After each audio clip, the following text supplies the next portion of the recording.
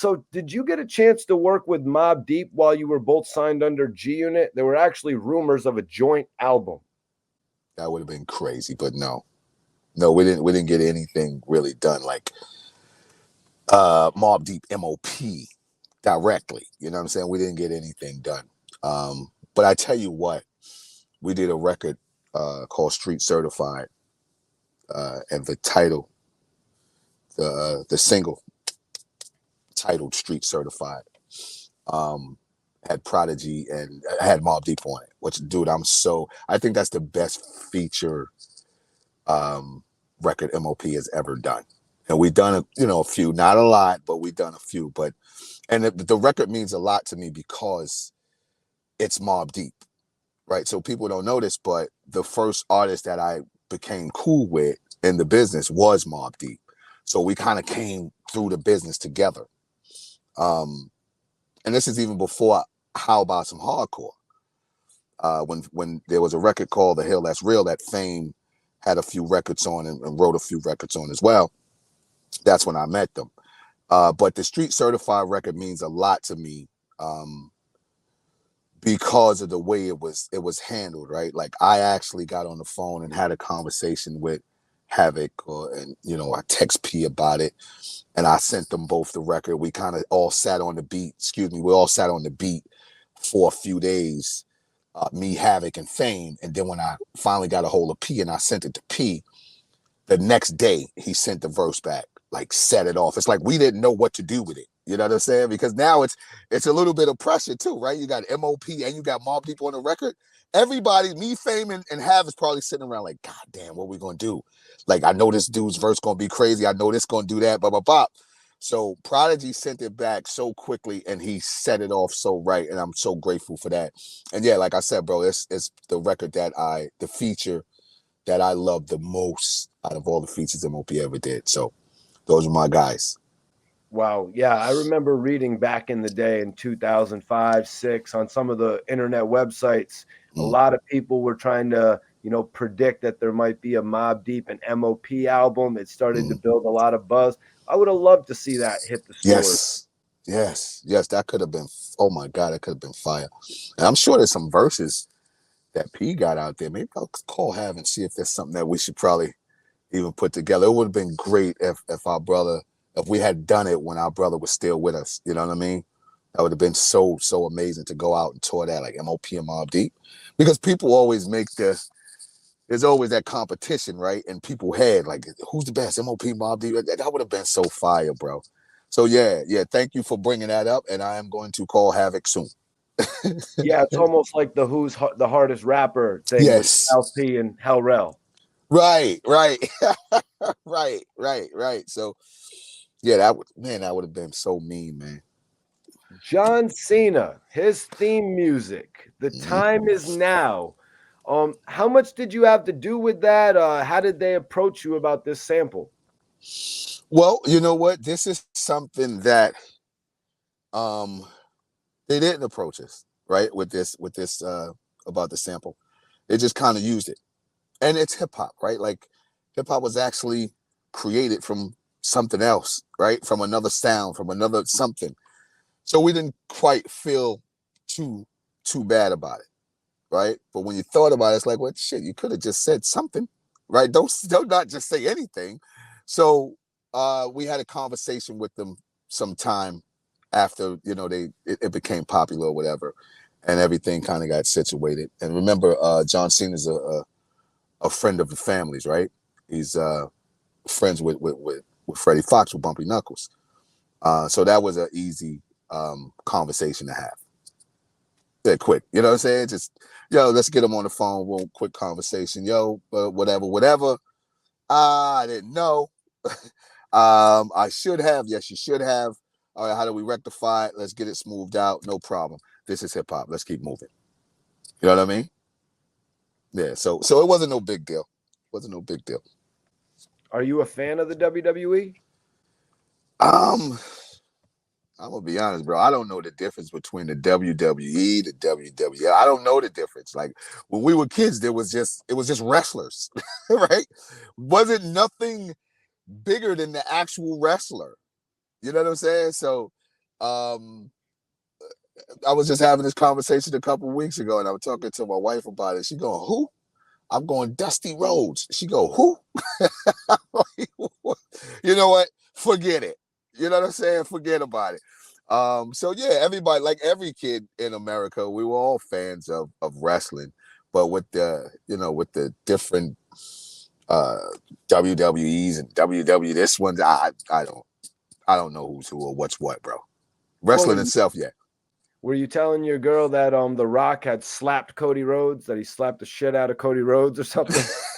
No, I was going way back to like the older cats, like Junkyard Dog, and you know what I'm Hulk saying, Andre Hogan. the Giant. I was going back, and she like, who? You know what I'm saying? So females weren't into the wrestling thing like we were. You know what I'm Not saying? like they So are now.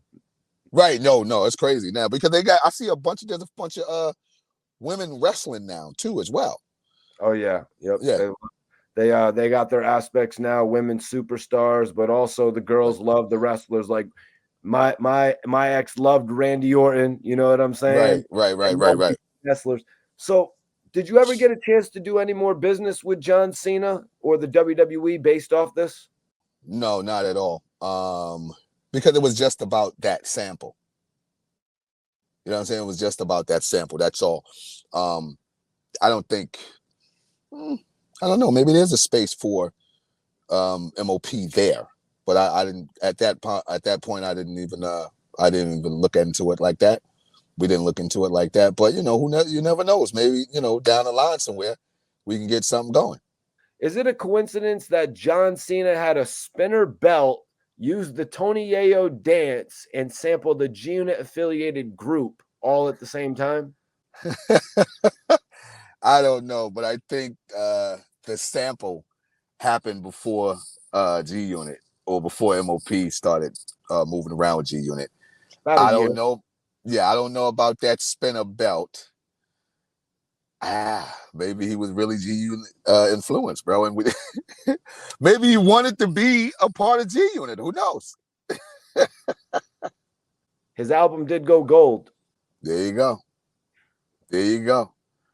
Good artist. Good artist. That John Cena, I guess, huh? So Denzel Washington plays the crooked cop in Training Day. He's like a wolf in sheep's clothing, you know? How was it to produce the song Wolves for the soundtrack of the classic movie based on real life events of police corruption? Um, it's strange that you put it like that, right?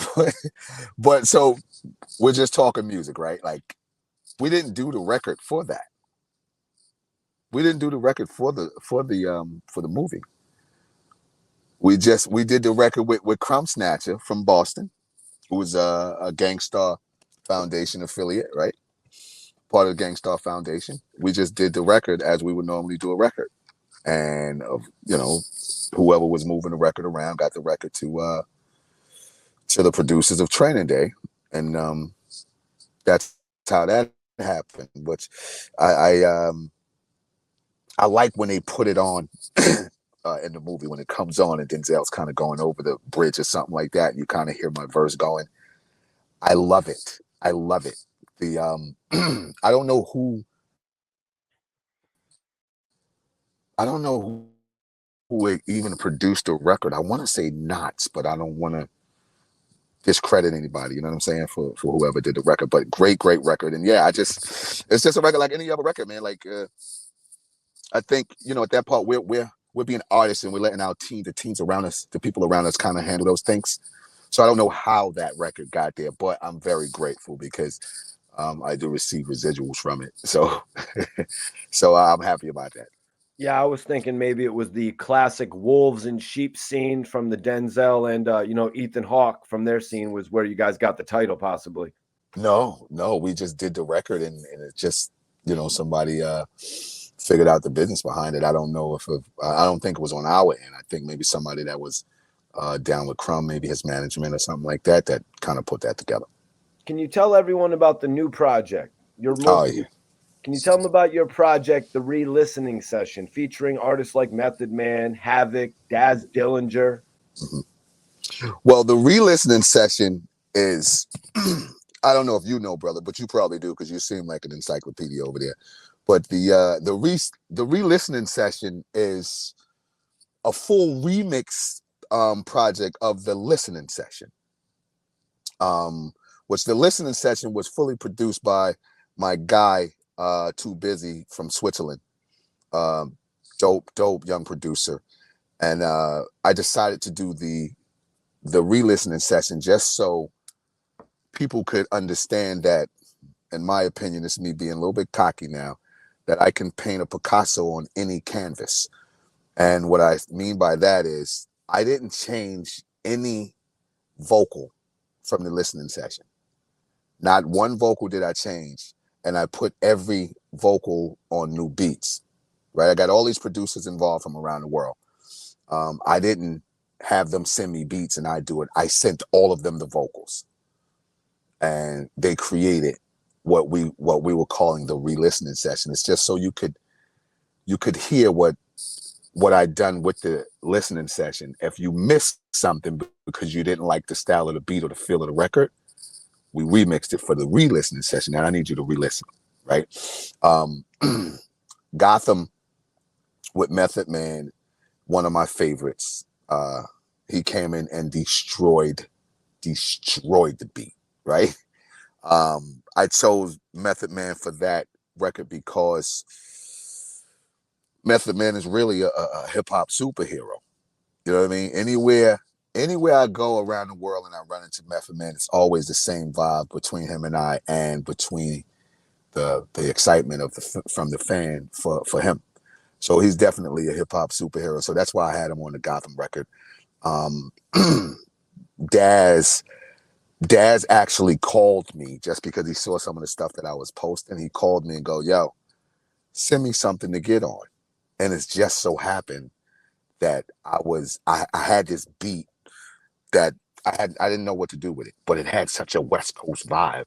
It was perfect. It's like he called me at the right time. I literally got my verse and hook done within like 2 hours and sent it over to him. You know what I mean? And the one to grow on joint with Havoc. That was a record. People ask me, why didn't you get Havoc to do a verse? Because I just need people to understand that, like, the same way Havoc got my back, I got his back. You know what I'm saying? So he has my back. So he does all the ad libs and the hook in the record instead of doing a full verse. You know what I'm saying? And it's not because I had the record already together and I just needed him to just do something. It's just that was the entire plan, to do the record just like that, just to have him do the ad libs, which I love the way the record came out. And then Fame on, you had to have Fame on the joint. Got Tef doing the hook for it on the re-listening session with Fame. So, I had a great time doing the record because I was able to open up and help people understand Billy Danze as an artist. And because M.O.P is a feeling, right? It's a feeling. When you listen to those M.O.P records, you feel in a way. With the listening session or the re-listening session, I needed you to listen, because this is something that people don't understand about Billy Danze. Like, I can actually rap. And I tell you something that's funny, bro. I've been putting all of these solo records out really because I was trolled online by some person. I'm not going to say what area they're in or whatever. I don't know them. I don't know if it's a dude, female, younger, older. I don't know. They just kept telling me how I couldn't rap. I was whack. I always, I never had bars and all of this. And one day that actually got to me. And I actually just started creating from there. So I appreciate that person for the negative comments that I was able to turn into a positive, and I'm still going now. So since that point, I put out the 6-pack, I put out the Baker's Dozen, then I put out the listening session, then the re-listening session, and then the last thing I put out was something called the Top 5. So all fueled by this amazing hater that gave me the energy I needed. And now I'm off to the next solo project now, which I'll be putting that out soon as well. And you also got a new song out, The Fix, featuring Lady V. You Lady said, Lee. yeah, excuse me. You've also got a new song out called The Fix, featuring Lady Lee. You said, I'll always give you music. You can feel my creativity is different from your favorite artist. You know, after all this time, what has pushed you to keep on performing and filming and recording music? Bro, I for me myself, like I got a new energy and a better understanding too, right? Um, Before it was just make records, run around, collect money, do shows, boom. But now I feel like I have people don't understand how much I have to say, and it's things that I have to say. You know what I'm saying? Like it's things that I have to say. So, um, and then there's this recession. I feel like we're in this good music recession. That's another thing. You know what I mean? And then there's I want to hear music a certain way, and I can't get it from nobody else. So I kind of got to do it myself. You know what I mean? Um, and it's really like my accomplishments. Like now I understand that I have accomplished a lot, even though I have, in the past I have, 10 years into the business, I had accomplished a lot, but I just didn't understand how much I accomplished. Now I do, and I feel like um, I can offer something to an upcoming artist or a fan. You know what I mean? Something different from what they already hear or what they already been told. You know what I mean? Like I actually lived this. Um, on the internet, I got what they call like Facebook A&Rs, you know, IG executives, like some of these people that have no idea of what it's like to be in this music industry offer these kids advice about something that they haven't done themselves. So, I'm here for that. You know what I mean? I always want to help. I will extend myself and go the distance to help somebody out. Uh, but I'm still here too. You know what I'm saying? So, if you need my help with anything, I'm here to help you, or you can come and get on board with what I'm doing. So I'm having fun with it, bro. It's just it's easy for me now. You know what I'm saying? There's no pressure. I'm doing everything myself, from financing it to shooting the videos, to recording, to mixing everything. I'm doing it all myself, and I feel good about it. So, it's easy work now, bro.